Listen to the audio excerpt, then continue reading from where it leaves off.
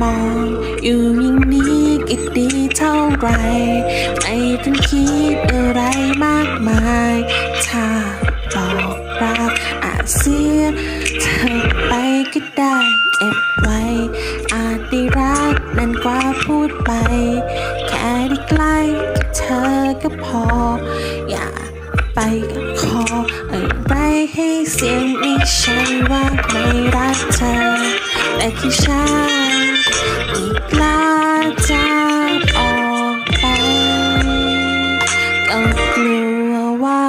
ถ้าฉันพูดแล้วเธอจะหายไปก็ไม่พูดดีกว่ากลัวเธอกลับมาโดยไม่ได้คิดอะไรถ้าฉันพูดแล้วเธอไม่เหมือนเดิมก็ไม่พูดดีกว่าแต่แบบนี้มันก็ดีกว่าบอกเราเสียใจ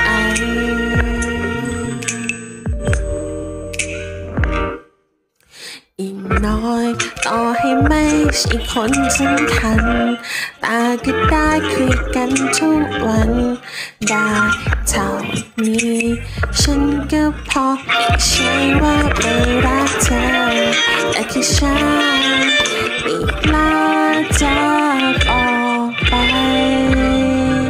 ก็กลัวว่าถ้าฉันพูดแล้วเธอจะหายไปก็ไม่พูดดีกว่ากลัวเธอกลับมาว่าไม่ได้คิดอะไรถ้าฉันพูดแล้วเธอไม่เหมือนเดิมก็ไม่พูดดีกว่าแอบรักแบบนี้มันก็ดีกว่าบอกเราเสียใจถ้าฉันพูดแล้วเธอจะหายไปก็ไม่พูดดีกว่ากลัวเธอกลับมาว่าไม่ได้คิดอะไร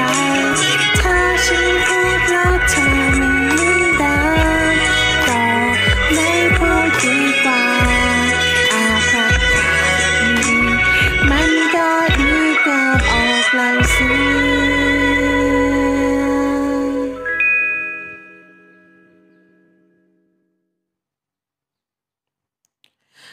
ถ้าฉันพูดแล้วเธอจะหายไป